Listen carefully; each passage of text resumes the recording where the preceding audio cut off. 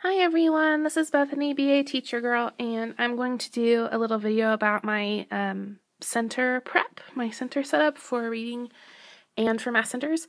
This weekend I'm just switching out my reading centers because last weekend I switched out my math centers. So, and then my center should last for the rest of October, hopefully, and then come November, the first weekend in November, I'll have to switch out both my math and my reading centers. So here's basically my setup. This is just one center area in my room. I have 12 centers for math and 10 or 11 for reading. I'm not sure, but this is basically the setup. Some of the different activities are a different setup, but this is basically what it looks like around my room. The top bin is for reading always, and the bottom bin is for math always. In the morning I do reading centers, and it's just reading centers, reading and writing, language arts, and then in the afternoon we just do math centers. So I have an hour of reading centers, and every other day an hour for math centers, and then so Monday, Wednesday, Friday I have an hour for math centers, and then Tuesdays and Thursdays I only have 30 minutes for math centers.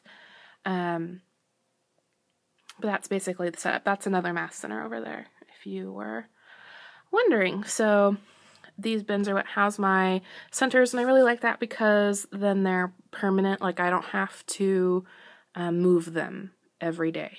They just stay in one spot.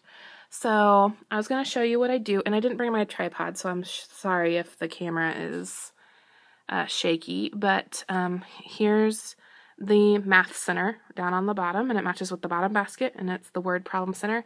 And then these little fuzzies right here are where the children put their owl that has their name on it, and that's their place marker for the center. I only allow 4 students in a center at a time, so that's how that works. And if there's not a fuzzy dot for them to put their owl, then that means that center is full and they need to go pick somewhere else. They are student self-selected centers, which this is my first year doing it. Last year at the very end of the year, I tried it out with my kids and it worked great. This year has been a little tough because I have students that really need to work on independence skills, like not having me there every second of the day to tell them what to do.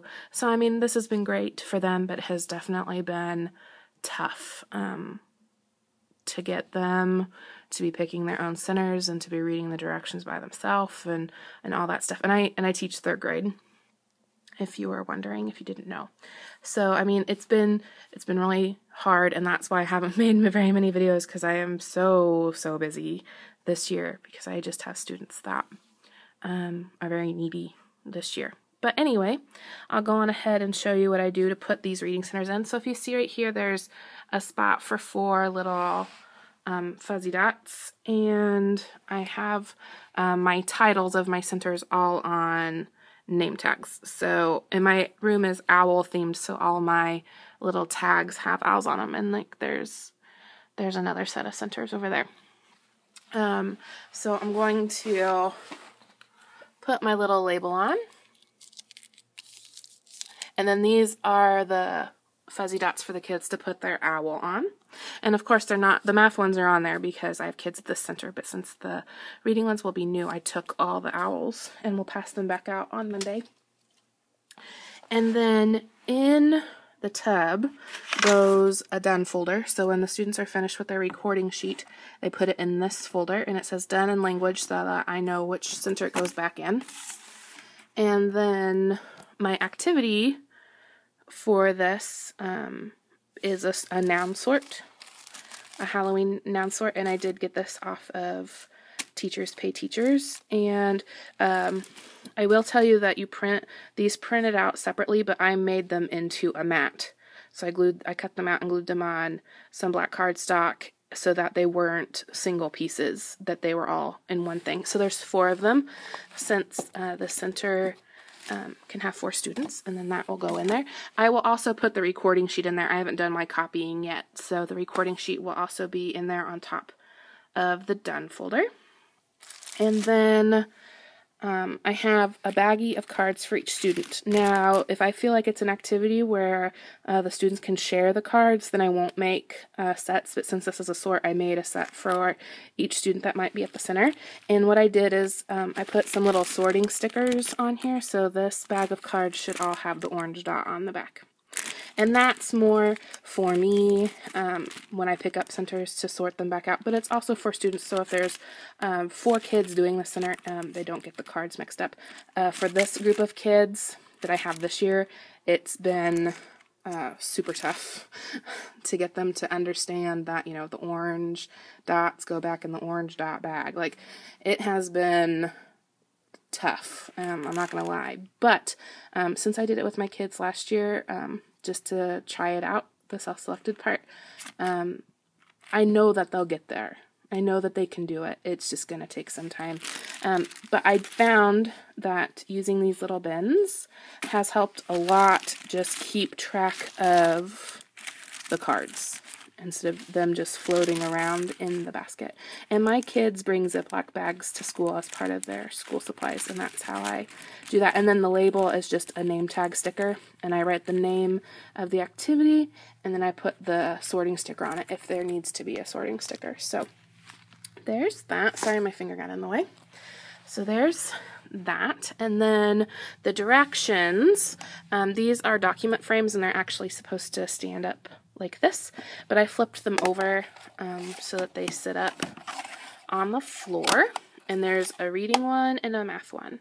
And I get a lot of my centers here recently off of Teachers Pay Teachers, and if it comes with a direction page for the student, then I won't write on the frame. I'll just slip the direction page in, like this one over here, that long A sort, and it has the student directions. Now, I did write an I can statement on the bottom there, an objective, because we're required to write objectives for all of our centers. But since this center didn't come, it came with teacher directions, but it didn't come with student directions. So what I did is at the top, I wrote the name of the center and then an I can statement. I can sort names into, or I can sort nouns into people, places, and things. And then the directions for the student. So take out one sorting mat and one bag of cards, sort the noun cards on the mat, record your sort on the recording sheet, put recording sheet in the done folder.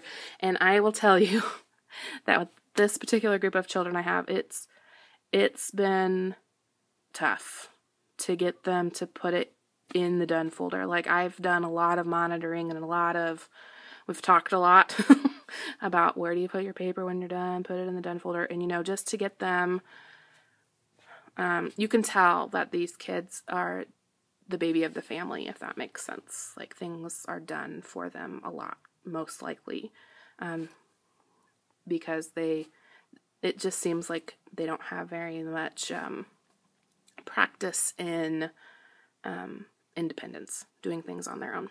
So anyway, that's my little reading center, and of course the recording sheet will be in there.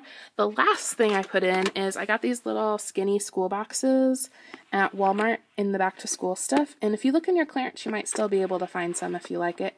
And then whatever they need for the center that's extra, I put it in here. So like for this center, since there's going to be a recording sheet, they're going to need pencils. So I have some pencils that are pre-sharpened in there for them to use. And this has also been, as long with everything else, this has also been just getting everything back where it needs to be in the center when center time is over has been tough too. But I really like the student self-selected centers. I feel like I get a lot more participation out of students. Because before I used to do a center rotation, and I just thought it was, like, I couldn't put things in there that, because some kids would be done really early and some kids would never get done, and then it would never get done because, like, the center would change every day. And this way, the centers last for 2 weeks. In fact, some of my centers probably could have lasted for another week, just because kids hadn't gotten to them yet and hadn't gotten them done. So anyway, I put that in the top box right there. And then I have blue boxes for reading and red boxes for math. And I'll go on ahead and show you this one. I got this idea off of Teachers Pay Teachers too. I printed off these word problem cards, and this is what I do when each student doesn't need their own set I just put it in one of these little baskets, which has helped a lot. Instead of putting it in the plastic bag, I find that they can get them back in the basket a lot easier than back in the plastic bag. And then there's pencils and a done folder, and then this is the recording sheet, and it's just a little book that they solve the word problems on. At the end of center time, maybe the last 5 minutes, the kids still keep working on whatever center they're working on, but I have them bring me all the done folders, and then I have a center check-off sheet that I check their paper and make sure they follow the directions. If they didn't follow directions, I give them their papers back, and then it's their responsibility to go back and fix whatever needs to be fixed. If it's good, then I just stamp it and leave it in the done folder. And it can be a grade, or it doesn't have to be a grade. The students also have their own check-off sheet, so they can keep track of what center they've already done. And it sounds like a lot of work, but I think it's going to be a good thing, more so than the rotation, because then I'm free to either monitor or to have a teacher table, which is what I do most of the time, is have a teacher table and work with kids, either working with low kids or working with high kids, getting them at their own level, which I think is pretty valuable. So anyway, that's just a little peek of how I set my centers up. I have another math center right here. I have another math and reading center over here. And I don't know, I really like how I'm doing it now. So if you have any questions, put them down in the comments down below, and I'll try my best to answer them. Since I've updated, because I upload my videos from my iPod, since I've updated to iOS 7, is that what it is? I've had a really hard time uploading videos. Like, I have videos already on here that I've tried for weeks to upload, and they just won't. So I'm going to try to upload this one, and we'll see if it works. Thank you very much for watching, and I'll see you in the next one. Bye!